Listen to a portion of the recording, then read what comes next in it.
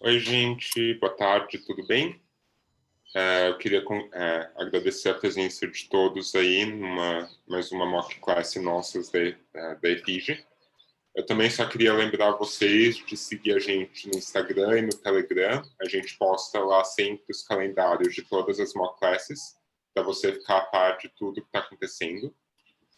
Hoje a gente chegou no final dessa trilha, então no final da mock a gente vai ter sorteio para quem participou de 3 ou mais mocks dessa trilha.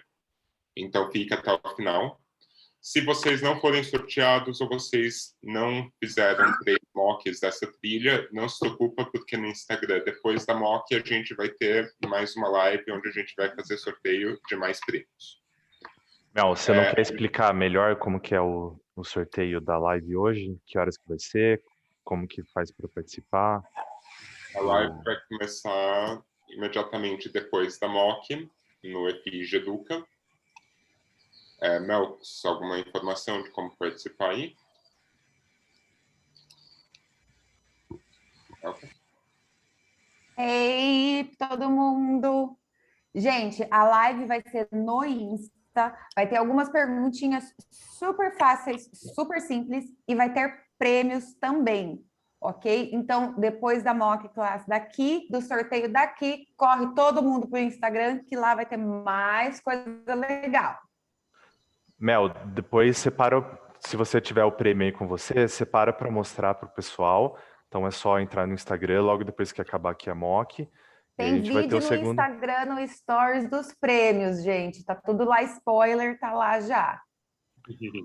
Então tem esse segundo sorteio. Além disso, fica de olho no University Global Week, que vai acontecer agora em junho. Essa semana vocês podem se cadastrar, entrar e ter a oportunidade de conhecerem outras universidades e conversarem um pouquinho com as pessoas aí das universidades, mostrar os portfólios, treinar como se portar, como se apresentar na frente dessas pessoas, trocar uma ideia. Vai ser sensacional, gente. Hoje, esse ano, a University Global Week vai ser realmente incrível. Eu vou explicar um pouco melhor desse evento. Então, esse evento vai ser de segunda a sexta, a partir do dia 7 de junho. Então, cada dia vai ser um continente diferente, com universidades e representantes das universidades, para contar um pouco melhor para vocês como que é o processo de aplicação, como que é o campus, para vocês conhecerem, terem contato com esses representantes, conhecer as universidades, os programas, vão poder fazer perguntas, vai ter sorteio no final também de prêmios exclusivos, então vai ter universidades dos Estados Unidos, da Europa, do mundo inteiro, da Austrália, cada dia vai ser um continente diferente. Então coloquei aqui no chat o link para vocês se cadastrarem para esse evento. O sorteio no dia do evento é só para quem se cadastrar no Simpla, o evento vai ser pelo YouTube, todo mundo vai ter acesso ao link, mas concorrer ao prêmio é somente para quem fizer a inscrição no Simpla. Então, se quem já está assistindo a aula já pode se inscrever, e a gente conta com a participação de vocês. Oi, Lara, você tá boa? Desculpa eu estar te incomodando, é que eu estava pensando nisso outro dia. Então, agora a gente já vai direto para... Tem mais algum recado, Alex? Só isso. Então, a gente já vai direto para a aula. So, please welcome, Professor Melissa.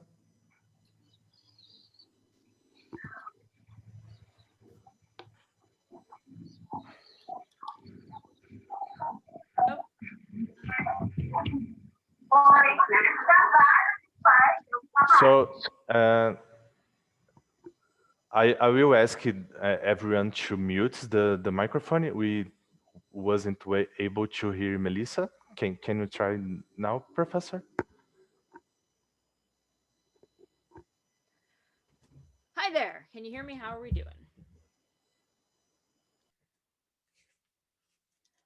Excellent. All right. Hello there, folks. That all sounded like a fabulous introduction, but I don't speak a word of Portuguese, so I'm going to assume everything there was great. So I do want to let you know that while we're doing this presentation, I am excited to have you here and to hear some of the things I have to say, but I also like to interact with you all. So feel free to type things in the chat as we go. So sometimes I'll ask you to respond to some things that we're actually doing. But also if you have a question or something, you can certainly feel free to drop it in there and I'll keep an eye out for that. So, all right, let me get my screen here up and running in the manner that I want to. There we go. All right, so today we're going to talk about some sensory functions and reactions and play around with some of our senses and how all of this stuff works. So, first of all, though, I want to tell you just a little bit about me because it's always exciting to know the people that you're talking to. So, I am from the state of New Jersey in the United States. That's the one in red, so you can see where that is. I'm going to make this map zoom in just a little bit to some other places where we can travel around. So there's a red star in New Jersey where I started out. I got my bachelor's degree in biology at Allegheny College in Pennsylvania. So there was a new star. I then got my doctoral degree in aquatic ecology, actually, at Kent State in Ohio. I did a couple of postdocs in Indiana and then also in Massachusetts. You can see I did a little bit of traveling, but all in this sort of general location, and now have landed at Mohawk Valley Community College in the middle of New York, which has been a really fantastic place to be when the weather is good, which is some of the time. Some of the time the weather is good. A little bit more about me in a general sense. I like to run. I like to sing. I am a super duper uber nerd when it comes to all kinds of those things, and possibly of interest to you all, thanks to a previous colleague in a previous job, I have a mild mate addiction. So I know most of the time I have and this is my cup, which is silicone now. Usually I sit here and I drink my mate cup and everybody in America is like, I don't know what you got and what you're doing. And I was like, oh man, these are people who actually will understand what's going on and have seen this before. So I have my mate. All right. Finally, a little bit about sort of my scientific background, even though it's a little different than what I'm going to be talking about today. I am a stream ecologist by training, so really I like to play in the mud and in the water and get wet. I studied some bacteria that live in streams. In my postdocs, I studied some other cool looking bacteria, and I got to go play in a number of different places. And so my actual research work is a little bit different. However, I've spent a lot of time over the 10 years that I've now been teaching at Mohawk Valley Community College, learning and working with human biology. And so that has become an area that I'm particularly interested in. In some specific cases, the brain. I'm a big fan of the brain. I like to understand its connections and how it works and things like that. And so today we're going to focus really in on just some aspects of the brain, particularly those associated with your senses. So this brain, which you're looking at from the side, and over, let's see, here is your frontal lobe area. So it's your frontal association. This is the top part of your brain, the parietal lobe.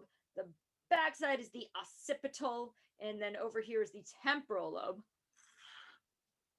And you can see that there's a lot of senses associated with all different parts of the brain, which is kind of neat because they're in all kinds of spots. The parietal lobe is the one that's probably most associated with senses. It's got the sensory cortex, which I'll talk about a little bit later. It picks up some of the aspects of taste and things like that. The occipital lobe is related to vision, which is an area we're going to spend a bunch of time on. And then your temporal lobe is associated with things such as smell and hearing. And then we also put those pieces together to actually be able to do stuff. So we need both our hearing and our sight to be able to do things like read and speak and understand. And all of those things are somewhat connected. Now, the interesting thing about your brain is that it does a lot of stuff that you're very aware of, and it does a lot of stuff sort of behind your back while you're not looking, because you have a lot going on in your brain.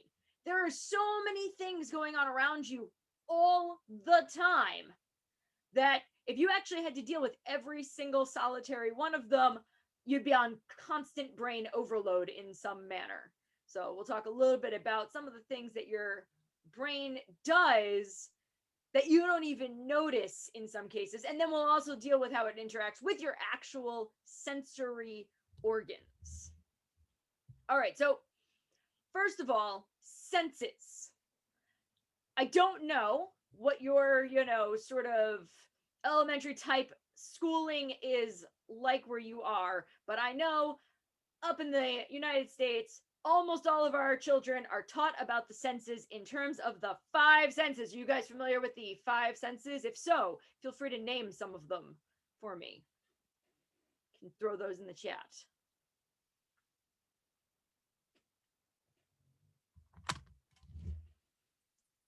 Good. So we've got our sight, our hearing, our taste.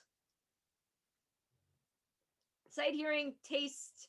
We've got 2 more, touch, and 1 more that's sort of the common one. So sight, hearing, taste, touch, and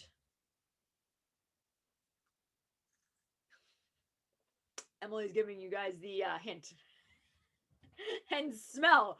So when you guys learn about senses from like sort of a kid perspective, we learn about 5 senses. And thank you, Erico, for noting that, in fact, that's a very limiting concept of senses. When you start to really learn about senses, you find out there's a whole lot more of them than 5. Now, we'll still stay somewhat focused on a couple of the very common ones, but in fact, your sensory systems do so much more.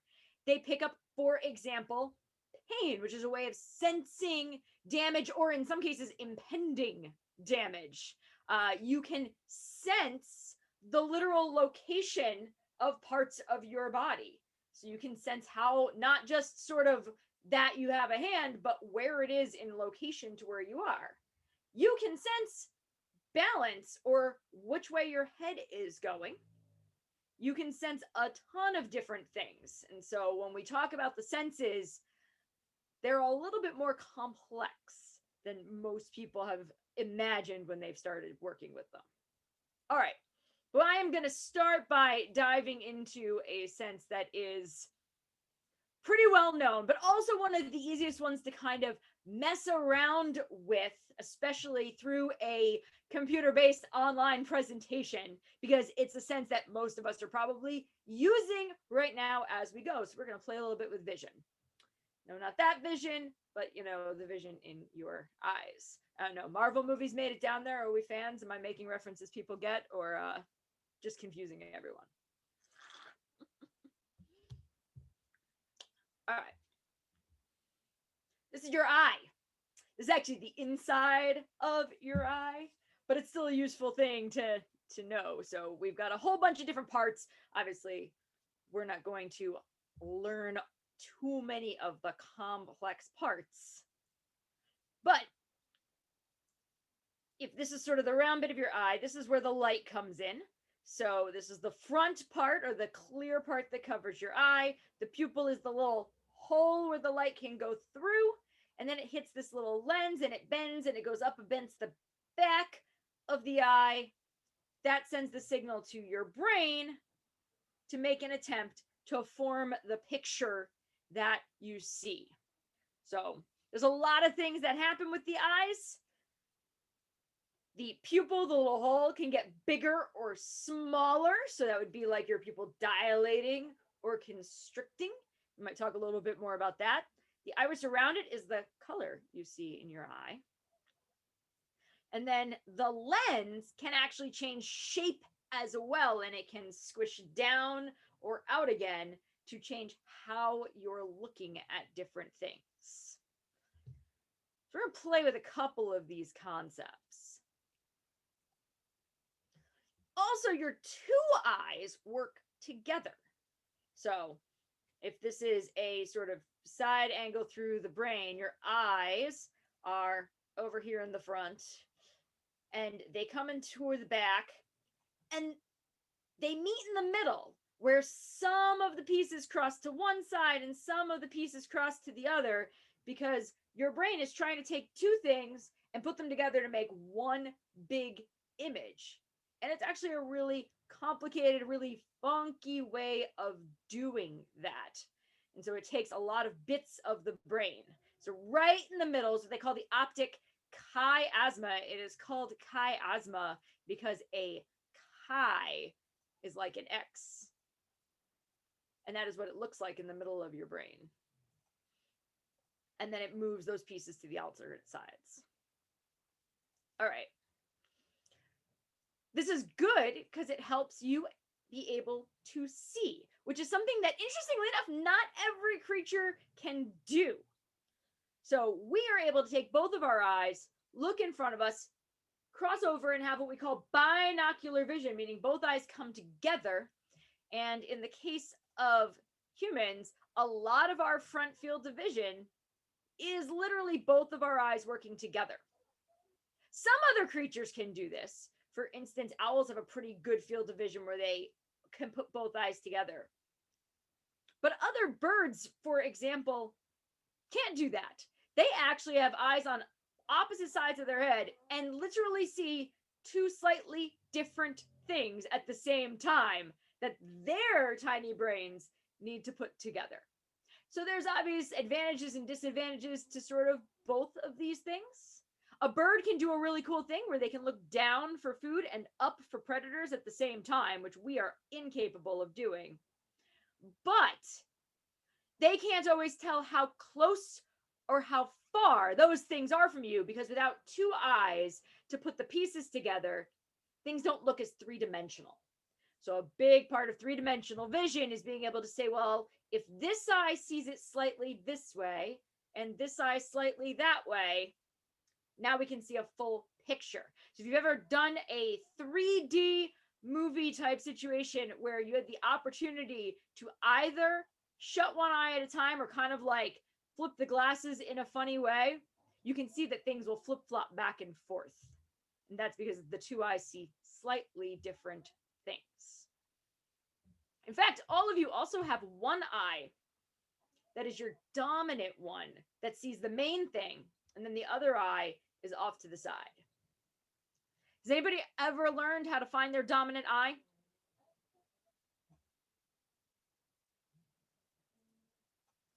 Now I'll show you guys how to do that. So you don't need the vision thing for this, but you do need something that's in front of you. So I am assuming wherever you are, somewhere there should be something that is a distance from you. And what you want to do is you want to make your hand into sort of a little triangle. Stretch your arms all the way out and put that object in the little triangle, keeping both eyes open.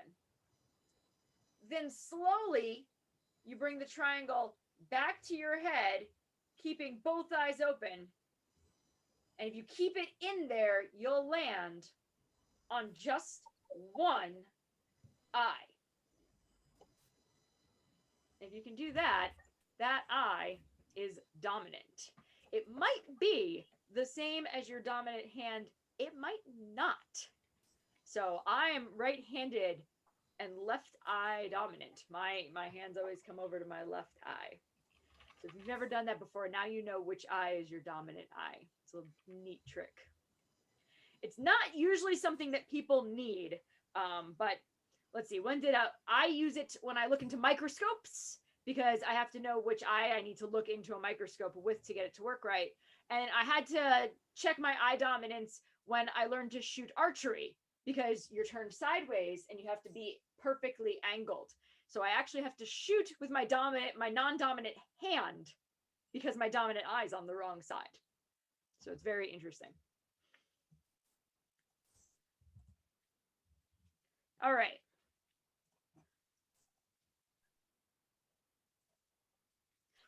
Now this one might be a little bit tough to do on a computer screen, depending on where you're at and what you can do. But this is related to your binocular vision in that your eyes each have a blind spot. So the way your eyes are hooked up, the very back of your eye, where it connects to your brain, has a place where it can't pick up an image. So it would be like if you took the image of a camera and all the way in the back, you had one blank little spot associated with it that you can't see. And it's different for each eye because the two pieces put themselves together. One of the ways that we test where your blind spot is using this sort of plus circle thing. I'll tell you a little bit about how to try it, and then we can sort of give it a little bit of a go. What you want to do is shift yourself. So I was going to say, the screen should be coming up the same way it is for you as for me, so that the circle is on your right side, the cross is on your left side. So what you would want to do is actually shift yourself slightly to the left, close your left eye, keep your right eye open, and look at the cross that's in front of it. And what you want to do is stay focused on the cross and try to get closer and closer to the cross. As you get closer to it, if you stay really focused on the cross and don't think that much about the circle blinks in and out of your peripheral vision. Like it's there and then it's gone. And then usually it comes right back because it's not very far. So I think for me, it did so at about, about a foot or so from the computer screen. But it will actually work. It's hard to do because you always want to think about the circle, which makes your eyes move. But if you can really focus on the cross, you can find out where your blind spot is. I see people are figuring it out. And then if you want to test the other side, you do it the other way. So you would close your right eye, focus your left eye on the circle. And now the cross is what should disappear in the periphery as you focus on the circle. And it might be in a slightly different spot on each side. Sometimes it's hard to gauge. But it is a really neat trick of the eyes that you have this one spot on each side that each eye can't see. However, bonus to having binocular vision is that even if my right eye can't see a spot over on the left side, my left eye can pick it up. So I can fill in the gap either way. And honestly, even if you couldn't fill it in with your eye, your brain will fill in the gap as well. It does not like blank spaces and will do its absolute best to say, oh, wait, what's supposed to be there? And fix it. All right. Here's another neat trick that we can play with our eyes. All right, so this is a version of a flag that should be like my country's flag, but looks a little bit wrong. Here's what you're going to do with it, though. What I want you all to do is stare at this flag. You might want to get somewhat close, like not too super close to your device, but close enough so that it's the most of your vision. And we're going to really focus on it. And I would say really focus right on the center or right at the bottom of the little yellow box there where the stars are, and make it the only thing you think about for just a little while. Really stare at it. You can blink. Blinking is fine, but stare real good. Like your eyes should actually feel almost like they're getting super tired of staring at it, but keep it up just a smidge longer because I promise this works if you do it like I ask. So stare a little more, stare a little more, stare a little more, and now blink at the screen. What did you all see? Was it a green and yellow flag? Oh, or was it a red, white, and blue flag? Aha, see? It's a neat little trick. You want to try it again with something a little different? I got a couple of these. They're a lot of fun. All right. Same thing. You're going to really focus on the black dot of this one. So that is your goal. So nice and close to the screen, nothing else that you're thinking about, nothing else in your field of view. Look at the black dot. Stay real focused on the black dot. Staring. You got to do it usually for about a good 30 seconds or so, which is why I keep talking through it, because 30 seconds of silence sounds like a very, very long time. But you're going to stare, and your eyes are going to get tired, really, really tired of staring. And then you're going to get a rainbow.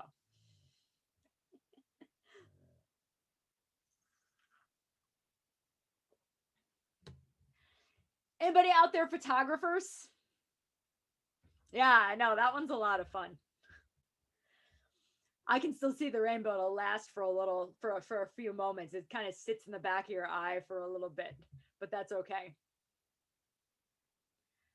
Any photographers out there done things with pictures, and not like, the digital stuff, but like the old school with bits of film kind of stuff? You know what we call those bits of film that are, undeveloped and not quite finished? Anybody remember from anything you've done, or if you have the right word and somebody could do the translation, that would be great. Yes, negatives. We call them negatives. And that's exactly what we're dealing with right now. And so I think we've rested enough to do just one more. This is indeed an example of a negative, and it's going to work exactly the same way as the other ones did. You'll notice there's a gray dot in the middle to focus on. So you can use that gray dot as your focus point, and we'll tire our eyes out just one more time to get the sense of exactly how this works. This one, I think, is one of my favorites, because when you stare at the negative version of this one, her lips are super funky with that sort of bright blue color. But if you've been watching and keeping track, you might have an idea of what color they're supposed to turn once you're done staring, and really trying to get your eyes super duper tired. And see if you can get that one. And that's fairly literally how negatives work. Sometimes that last one's a little bit tougher because the colors aren't quite as vivid, but it works. You can find a lot of these on the internet. So what actually is happening here? Interestingly enough, this is sort of a physics problem in your brain, because your brain takes the wavelengths of things and it can translate them to the image that you see. But as your eyes tire out, the different pieces of it get tired of activating, and they activate in opposite ways.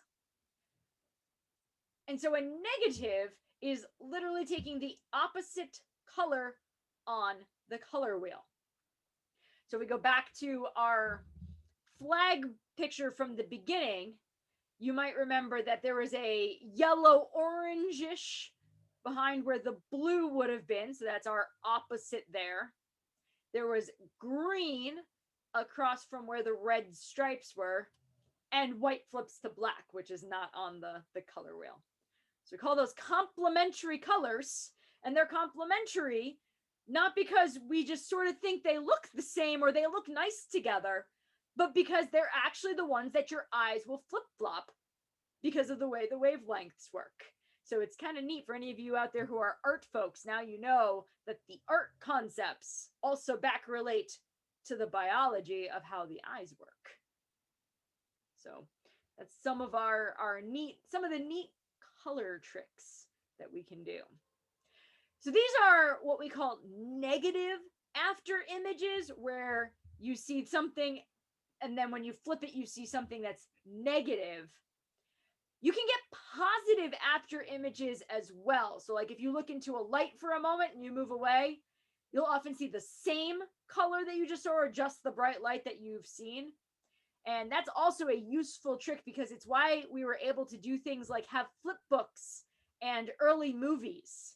Because even though you're flipping through something very, very fast, your brain retains the image, so it makes it look like it's moving. So any kind of stop motion animation takes advantage of the fact that your brain keeps images stuck on it. All right, so those are complementary colors. Just a little bit more with sight.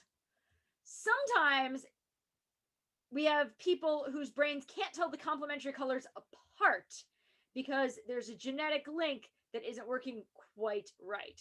We call that color blindness. And there's different people who are different sorts of colorblind. They usually, again, relate to colors that are across from each other on the wheel. So the most common one is red-green.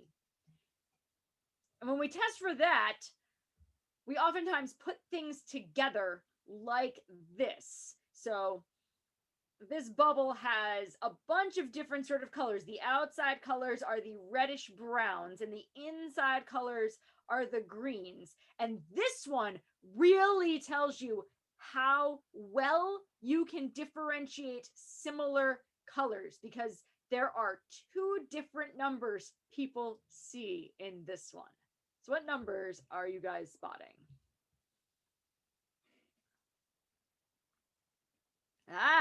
And I see we've got people who have got both of them pretty much, which is 71 and 74 is the most common. I will say that the 7 dips a little bit at the bottom, so sometimes people mistake it for a 2, but I don't think it's trying to be a 2. So I'll use my little spotlight here. So the 7 is the one most people get, because here's the outline of the greens on the 7. There it goes. And it goes up and around. The 1 and the 4 are just slightly different toned. So the darker green makes a 1, and that's the one that pretty much everybody can see, the darker green that has been here so far. So apparently we don't have anybody who's fully colorblind, or you would have seen no numbers. But then it extends out further, and there's just a slight color difference in this section. And so there's a little more brown than blue, but you can see those. There are some people who can see more shades than others in sort of classifying shades tests. And we don't know the exact genetics behind all of it, but it's very interesting. I can pick out, I think, every different shade I've ever done on any one of those tests, but I know other people who definitely cannot. Here, we'll try one more of these. This one is a relatively simple one. So what number do you see in my circle now? Yep, pretty much people are getting the 9 on this one. There's our round part and our below part. This one also picks up people who are not just red-green colorblind, but also blue-orange a little bit, because they won't be able to segregate the blue colors either, and it gets very confusing. So now you've seen the differences. And finally, of course, all of this is why when your eye sees something, sometimes they are just not sure precisely what's going on. And we get things like, I put up a picture and some people see one color and some people see another. So now that I've shown you that your brain can absolutely, completely trick you, now at least you know when people put things up, kind of what you're looking for. So one of the sort of sneaky tricks with some of it is the backlighting. So if backlighting is very bright, you see one shade of colors, and if it's very dark, you see another shade of colors.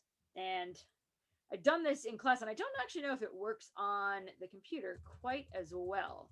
Do you guys get the darkening on it, or is that just on my screen?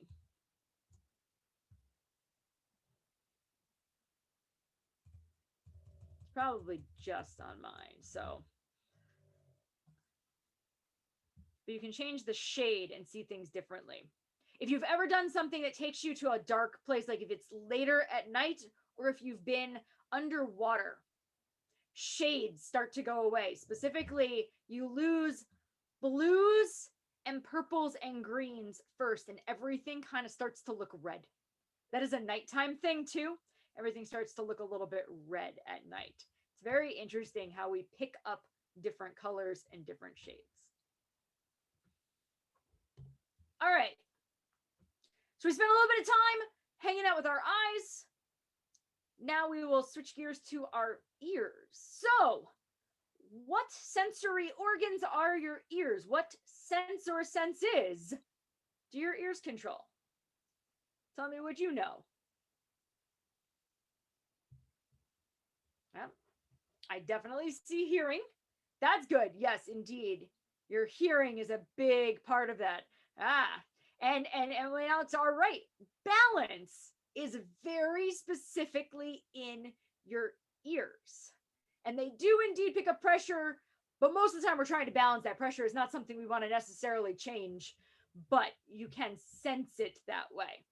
But the balance is really one of the big ones.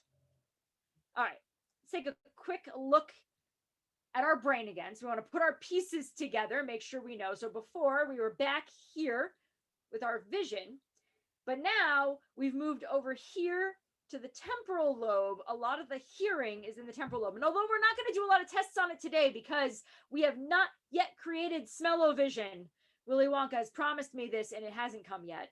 But both smell and hearing are over in the temporal lobe. Another really interesting thing hides in your temporal lobe, which is your memory. And it's one of the reasons that both smell, especially smell, but also auditory things, are very strong triggers of memory because they both have neurons that live in the same place as your long-term memories. And so you can make very good connections between things you hear and things you smell, even better than things you see or feel. So if you've been in that situation where you hear a sound and you're immediately like, wait, I know that, or you smell something and it immediately takes you somewhere, that's why, because it's directly associated with memory. It's also a sneaky way to trick people if you can get those things. All right, here's the inside of your ear. So this is the outside of your ear. It catches stuff. Stuff goes through the auditory canal. This is your eardrum, which is just a membrane that kind of moves around. And then there's all of these little tubes and turny things. And that's actually what makes your ear work, is that the sound waves not only make things vibrate, they have to travel a certain distance. And so part of it is how far can a sound wave travel in this little cochlea or snail-like tube, because certain wavelengths travel further and certain ones travel less. And that is one of the ways your brain translates different ups and downs and highs and pitches into different sounds. These guys up here, the semicircular canals, they're actually the ones that are more involved in the balance and the pressure. And we'll dive into a few of these in a moment. So there is some movement of the eardrum with sound, but it's not the key thing that actually picks up the vibration. The key thing in the ears that picks up the vibration are what's called hair cells. And this one always gets my students because they hear hair cells and they think, oh, like hairs on your skin. And I'm like, no. These are really tiny hair cells because they're the tiny hairs on a cell. So these are literally itty bitty cells in your ears. And when the sound waves come through, these tiny pieces move. And when these tiny pieces move, the amount that they move and which ones move, depending on where they are in that big circle, tells your brain what sound happened and how to translate it. And so teeny tiny itty bitty hairs in your ears. By the way, these can be damaged if you hit them with really big sound waves. You can hurt them and they break. Your body's usually pretty good at repairing them, but if you hit them with too many big sound waves for too long, then you might not have some of the hair cells. So they also have more trouble in some people as you age. So you start to lose the ability to pick up some of the tougher to pick up sounds, like the very, very high pitches. Okay, so sounds are another thing that we have done a whole series of Everybody Hears Something Slightly Different on. And a lot of that is also related to pitch type stuff. So I'm gonna switch this sharing so that I'm only sharing my sound. I'm gonna go play something that you've possibly heard before. It hit the internet pretty big for a little while. Make sure my computer sound is up. See if I can hit the right thing here. Laurel. Laurel. Laurel. Did you guys hear that? They think they have vague idea of what they kind of heard.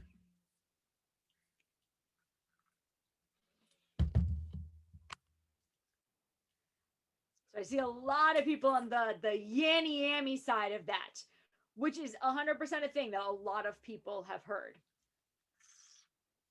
So that's sort of a middle range pitch on that. But it's got a bunch of different sounds in it. Now, your brain wants to turn those sounds into something. So if you hear something that doesn't make sense to you in reality, your brain will often kind of be like, well, it's sort of like these letters that I do know, and make it sound like something. But if we change the pitches, it completely changes the sound. So this one is now going to move in the direction of up on the pitch. So it's taking the frequencies, the higher frequencies. Laurel. Laurel.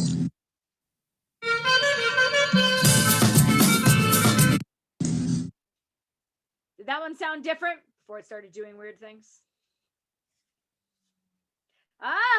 So now the sound sounds a little bit different. You're starting to hear a bit of a different pitch. And yeah, so this was the Yanny Laurel sound, where some people heard one side of the pitching and some people heard the other side. And now that was brought up. Now I'm going to let you listen to the reverse. Yanny.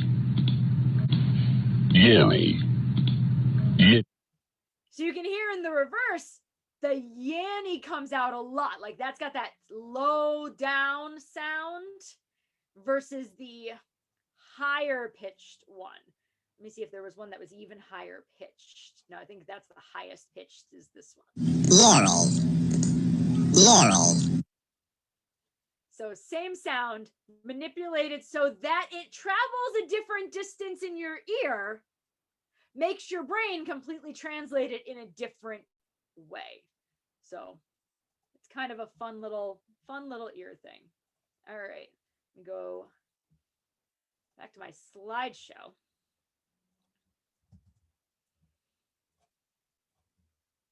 So, all right. This is a question I always ask my students. Can you tell which way is up in space?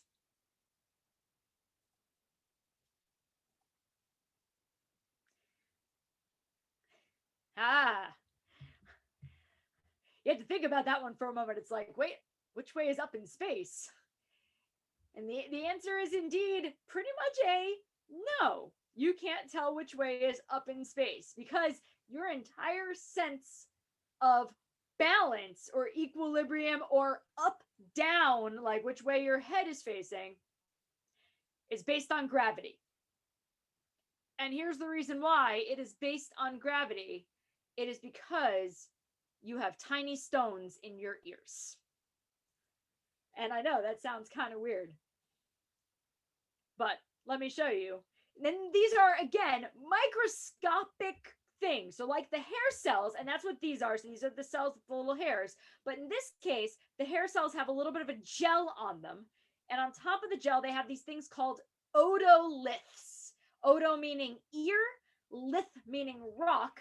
So you have tiny rocks in your ears. And the thing with rocks is that they are a little bit heavy and they fall towards gravity. So if you tip your head, the rocks in your ears try to move in the direction of gravity, and then that sends the signal to your brain that your head is tipped in a particular direction. So that's why in space, the otoliths don't move when you tip your head because they're not being pulled by gravity. This also works on anything that has you accelerate. So whenever you move fast, the little stones in your ears also start moving. And that can be very funky. I'm going to get back to that one again. I want to get through just a little bit more. So I don't have too many things to play with touch strength, stretch, and position, but there are interesting things to know about how it works. So again, now we're up here on the parietal lobe. So that's this top bit of your brain. This is where all of your touch stuff happens. And specifically, we're going to focus in on what is called the somatosensory cortex. There's essentially a strip down the side of your brain, and it's on each side. That is how anything you feel anywhere along your body goes to that spot on the brain. And it does it in reverse. Your brain has a little reversal thing where the right side goes to the left side and things like that, which is super interesting. But then it gets even more interesting because of how it's actually set up on your brain. So if you start up at the sort of top part of your brain, so this is the sensory side, the part that feels your leg is up here, and then your hip, your trunk, your neck, your head, and then your arm. The part that feels your head is right next to the part that feels your arm. And then it makes sense again. You know, your arm's near your elbow, your forearm, your hand, your fingers, your thumb. And then the sensory part of your face shows up. And this is super interesting because it means that because those little neurons are so close together, sometimes if they're stimulated the wrong way, a pain in your thumb could be felt up in your face. Although usually it's actually the other way around. Pain in your face gets what we call referred to other parts of your body. And so, for instance, you'll notice way down at the bottom here, some of the like internal abdominal stuff is connected to some of the mouth and jaw stuff. And so people who have problems with their jaws sometimes feel it in different places and they don't realize what's happening.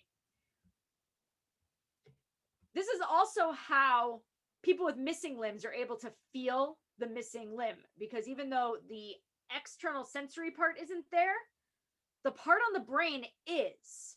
And if you stimulate the neuron next to it, sometimes the neurons will fire. So they do really interesting things.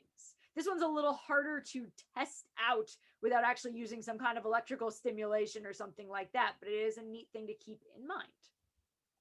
All right, so the very last thing that I'm going to talk about is sort of putting some of these things together, because none of your senses work in a vacuum. Your eyes expect to see certain things that are related to what your ears expect to hear or expect to see. You expect a lot of different stuff. And sometimes when you mess with those expectations, your brain gets a little bit funky and can get very confused. One of the things that can happen with this relates to how they're all connected. So again, we're back to the spot where everything is in different spots and they have to talk to each other across the brain. So all of this can get very interesting. All right. So a moment ago, I said that in space, you can't tell which way is up because the little otoliths don't move properly. But what happens if you're in space and you're looking ahead at your spacecraft and you start to spin? You're going to see everything moving in a circle and your ears are going to feel no movement. It's a confusion to your brain. The brain says, wait a second, why are things supposed to be moving, but I can't tell that they're moving? The same thing happens in cars. And depending on how your brain deals with it, depends on how you deal with it, where when you start to move in a car, the otoliths shift with the acceleration. But once you're going a steady pace, the little stones in your ears actually stop moving. They're not going anywhere. But the scenery is going past you. Your eyes see things moving, your ears don't. And some people's brains are like, okay, I can handle this. It's just two different things happening. And some people's brains can't handle it at all. And that's why you get motion sick in cars, or why some people get motion sick in cars. It's also why it's worse when you're looking down, because then you see everything moving in your peripheral vision and your whole brain is like, oh, no, this does not make sense at all. And that doesn't work. So a lot of times people do better if they're looking ahead, partially because it slows down the motion. You don't see things moving as fast across the periphery.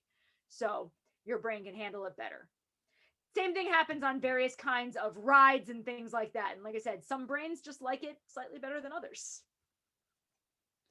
And then, of course, your eyes also expect to work properly with your ears. And so a lot of times when you hear something, you're actually doing more lip reading than you think you are. And good example of this is always the bad lip reading folks who take something that you see and you know what it's supposed to say. And if you put a different audio with it, you suddenly are like, wait a second, I am 100% sure that said something entirely different.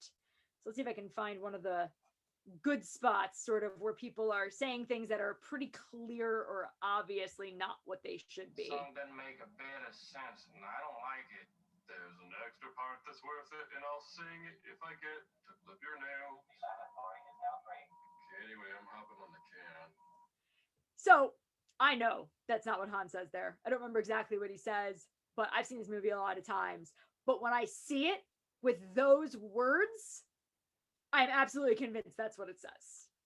And it's very strange when you put those two pieces together and try to get your brain to interact. So that's one of the ways that you can kind of trick your brain into something. You show it something a little different than it expects, it'll hear a different sound. That's really common with B's and P's and a few other things that you're very used to that have a very similar look. But if you hear a different sound, you'll actually see the other sound. All right. So that was a lot of information about your senses. And I think I landed at pretty much exactly the time point I was supposed to. So go me. So, right. Thank you, Dr. Melissa. It was really funny and interesting. We are now going to open for the questions. I have a personal one. So with this COVID pandemics, we heard about a lot of people that lost the sense of smell. So I would like to ask what's happening is sort of is COVID killing brain cells, neuronal cells, or something like that? So this is really new research. So people are not 100% on top of exactly what's happening. But the last time I read about this, what they think is happening is that it's affecting the nerve cells in the nose, not necessarily the nerve cells in the brain, and causing trouble there. There's sort of two schools of thought. One was that it's more of a surface level problem where it creates some kind of inflammation and then just blocks the nerves. And some people think it is actually damaging the nerves. We don't actually have enough data at this point to nail it. It's one of the issues of something new. But there does seem to be some possibility that if you do some focused stimulation, people can get it to come back.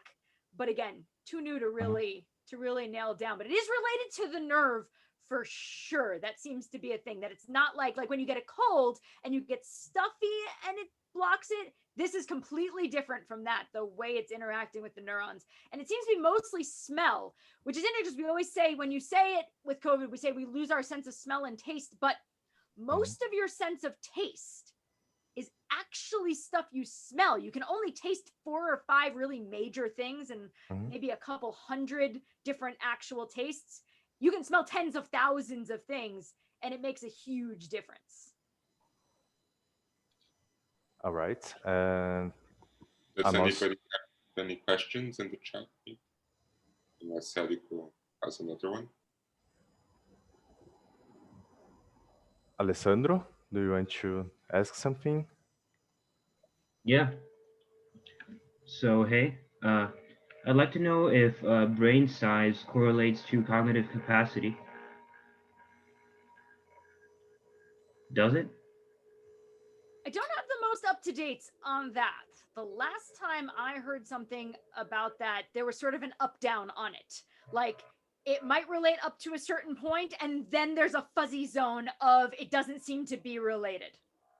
Because our brains have actually shrunk some in an anthropological sense. Like, I believe the either very early humans or the just pre-Homo like erectuses may have had bigger brains than we do. And so there's definitely some question as to whether that's a thing. But also, the brain folds in on itself a lot, so it's a little hard to gauge. And then the newest stuff we're learning about the brain really is that it's the connections that matter, not the amount of stuff that's there.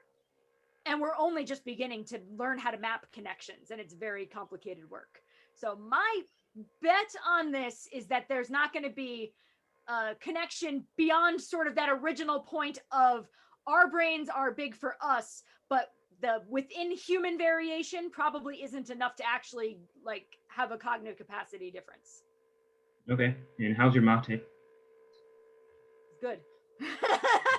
Okay, nice. Thank you. So thank you, Alessandro, for your question. If you have another one or anyone wants to make in the chats, I can read it. So Also, you can find me online, and I have a very active YouTube video of lots and lots of videos I put up for my students. So a whole bunch of them are on senses and sensory systems and other stuff that I teach. So feel free to check those things out. So thank you, Professor Melissa. I think there is no other question in the chat. So Emily, if you want to talk a little bit and put your contact. Oi, gente. No caso de que vocês queiram mais informação sobre a faculdade de MVCC e sobre nossas aulas e tudo isso, eu vou colocar meu e-mail no chat. Sou international.admissions@mvcc.edu. E também eu coloquei o Instagram também, se você quer seguir a gente. E eu falo português e também inglês, claro. No caso de que você quer conversar em português, assim é mais fácil. Mas muito obrigada a todo mundo, para a pessoal de Efígie, para ter essas aulas. Eu aprendi muito, não sei se vocês também, mas é sempre muito legal para mim. Mas, assim, mesmo se você não tem interesse em ciência, você tem outra especialização, temos muitos cursos diferentes também. Mas muito obrigada. Thank you, Melissa, so much for presenting, and I hope everybody learned as much as I did. So thank you, Emily. I'm actually I'm learning a lot with these classes as well.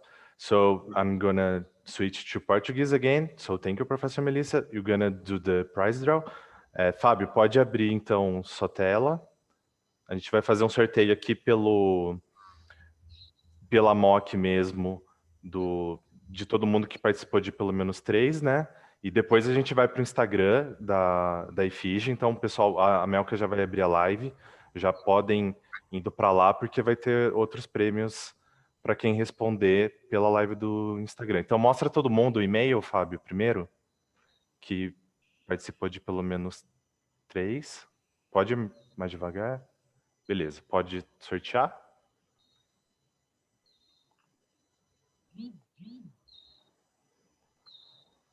Hoje foi... Não sei quem é essa pessoa, não sei se ela está aqui hoje. Se tiver, pode abrir o microfone, por favor, dá um oi. Ou então eu vou entrar em contato por e-mail. Talvez a pessoa só esteve nas outras mocks e não na de hoje. Oi? O nome da pessoa é Fernanda dos Santos. Tá. Ela não está aqui hoje, mas eu vou entrar em contato para mandar o prêmio. E todo mundo lá para o Instagram, pessoal. A gente acabou mais essa trilha, então queria agradecer. Thank you, everyone. A próxima semana a gente não vai ter, e depois é a University Global Week, e depois a gente começa a nova trilha.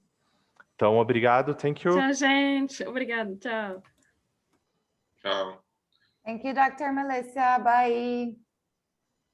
Bye. Thank you so much, todo mundo. Até a próxima. Thank you. Loved it.